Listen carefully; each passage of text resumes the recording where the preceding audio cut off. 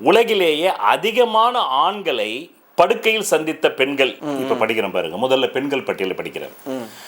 முதலிடம் வகிப்பது அதிக ஆண்களை படுக்கையில் சந்தித்த முதல் பெண்மணி கிறிஸ்துவுக்கு முன் 39, கிறிஸ்துவுக்கு பின் 14. இவர் ரோம பேரரசர் அகஸ்டரின் மகள். அழகு, அறிவு, படிப்பு எல்லாம் இருந்தும் இவரிடம் அதிகமாக இருந்த செக்ஸ் வேட்கை மற்ற எல்லாவற்றையும் மறைத்து விட்டது.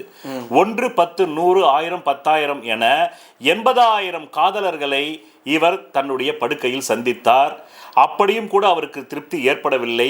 தன் தோழி பெண்களை கூட்டிக் கொண்டு வெளிநாட்டு வியாபாரிகள் புழங்கும் தெருக்களில் திரிந்தார்.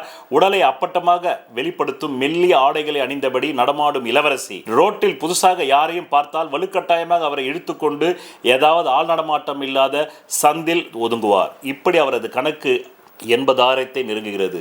இரண்டாவது இடத்தில் இருப்பவர் 18ஆம் நூற்றாண்டில் வாழ்ந்த புகழ்பெற்ற பிரெஞ்சு நடிகை மெல்லி துபைஸ்.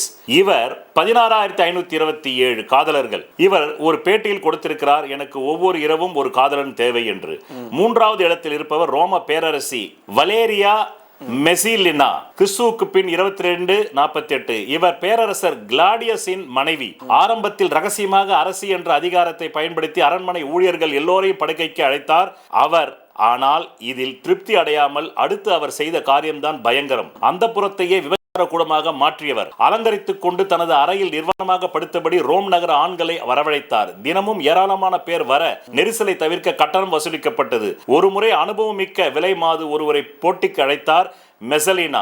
இருவரில் யார் அதிக ஆண்களுடன் செக்ஸ் வைத்துக் கொள்வது என்று போட்டி 24 மணி நேரத்துக்குள் 25 தடவை உறவு கொண்டு ஜெயித்தது மெசலினா தான். பிரெஞ்சு நடிகை பிரிஜி பார்ட்டி 1934 பிறந்தவர். 4வது இடத்தில் இருக்கிறார். ஒவ்வொரு இரவும் எனக்கு ஒரு ஆண் துணை வேண்டும் என வெளிப்படையாக ஒரு பேட்டியில் சொன்னார் இவர். 20 வயதில் இருந்து 40 வயது வரை என்று இவர் சொன்ன எண்ணிக்கை நிபுணர்கள் போட்டு பார்த்தனர். பயணங்கள், நோய், இதர பிரச்சனைகள் என வருஷத்துக்கு 76 நாட்களை கழித்துவிட்டு பார்த்தால் மொத்த கணக்கு 4,980. இத்தனை பேர்கள்.